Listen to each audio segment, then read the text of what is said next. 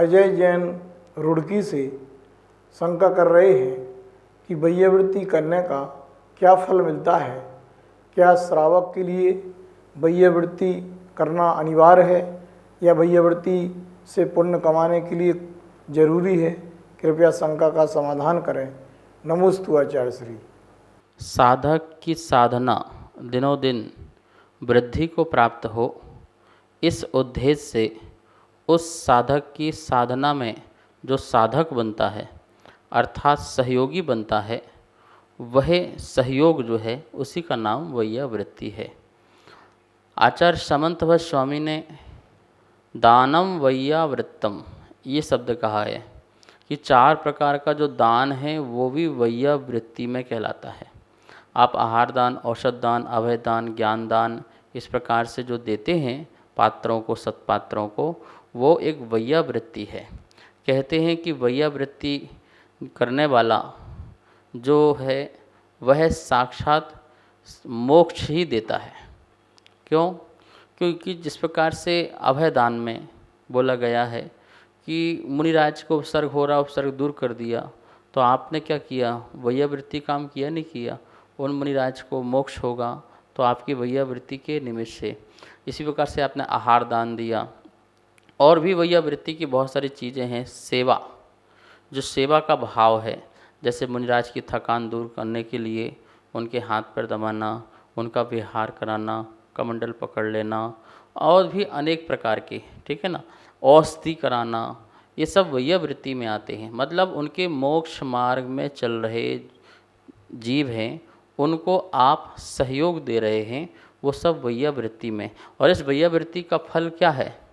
इस वैयावृत्ति से आपको पूर्व जन्म में हष्ट पुष्टता मिलना, निरोग काया मिलना और आप भी स्वयं रत्नत्रय को धारण करके मोक्ष प्राप्त कर लें, ऐसा भी ये फल है। और ऐसे बहुत सारे उदाहरण शास्त्रों में प्राप्त होते हैं। भीम की जो भीम जैसी काया थी वो वैयावृत्ति का प्रभाव था, जिससे उन्होंने अपने जीवन में कठोर साधना की और उस कठोर साधना के बल से मोक्ष को भी प्राप्त किए। तो हमें जरूर ही धर्मात्माओं की, सत्पुरुषों की, जो सत्पात्र हैं, उनकी वैयावृत्ति अवश्य करना चाहिए।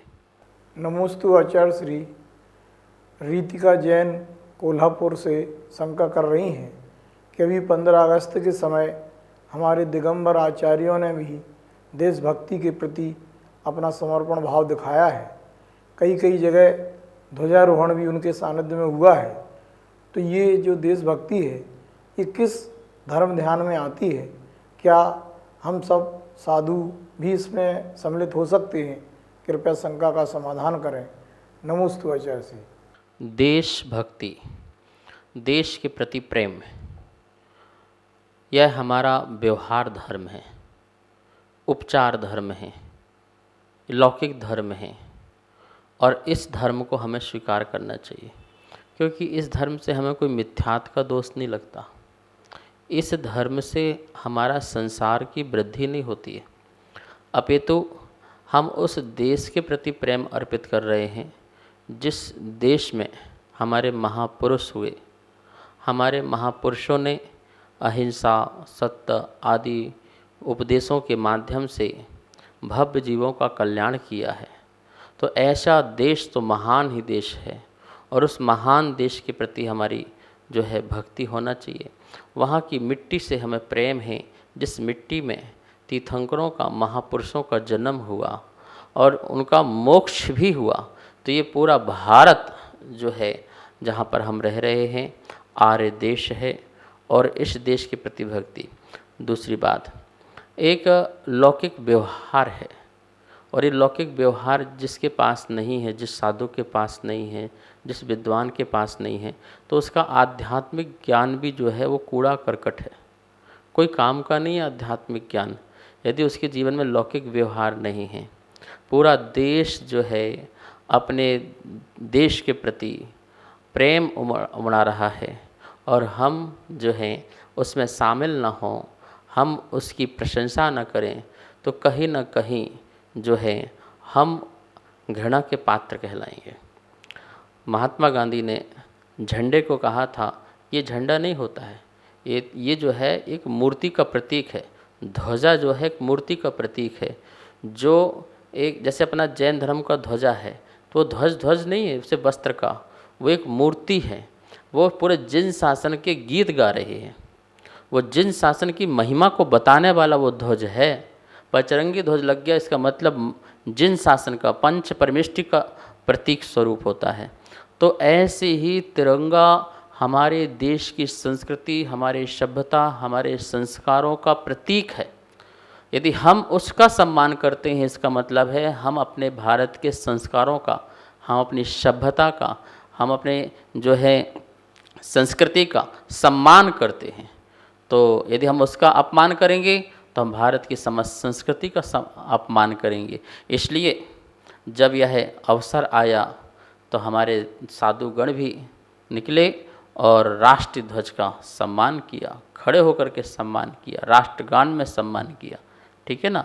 तो ये होना चाहिए। लौकिक जो कार्य हैं जिसमें हमें कोई मिथ्यात्व का दोष नहीं लगता, जिसमें हमारे कोई पाप का दोष नहीं लगता है, वह कार्य भी हमें मान होना चाहिए। आचार्यों ने कहा है, सर्वे ही जैनानाम प्रमाणम लोकों को विधि न यत्र सम्यक हानि न व्रत दूषणम। जहाँ मेरी सम्यक की व्रत की हानि नहीं होती है, वो सभी लौकिक जो है मेरे लिए प्रमाण हैं। सभी को सादर जय जिनेंद्र। पूज्य गुरुदेव के मुखारविंद से आप सभी की शंकाओं का नित्य समाधान आगम के अनुसार किया जा रहा है और ये इसका प्रसारण आदिनाथ टीवी चैनल के माध्यम से हो रहा है। अगर आपके मन में किसी भी प्रकार की कोई भी शंका है तो आप हमें नीचे दिए गए नंबर पर बेझिझक भेज सकते हैं और आपकी शंका का समाधान पूज्य गुरुदेव के मुखारविंद से आदिनाथ टीवी चैनल के माध्यम से किया जाएगा। तो आप हमें अपनी शंकाएं भेजें और पूज्य गुरुदेव के मुखारविंद से अपना समाधान पाएं और अपनी शंका का समाधान करें। जय जिनेंद्र। इस कार्यक्रम के पुण्यार्चक थे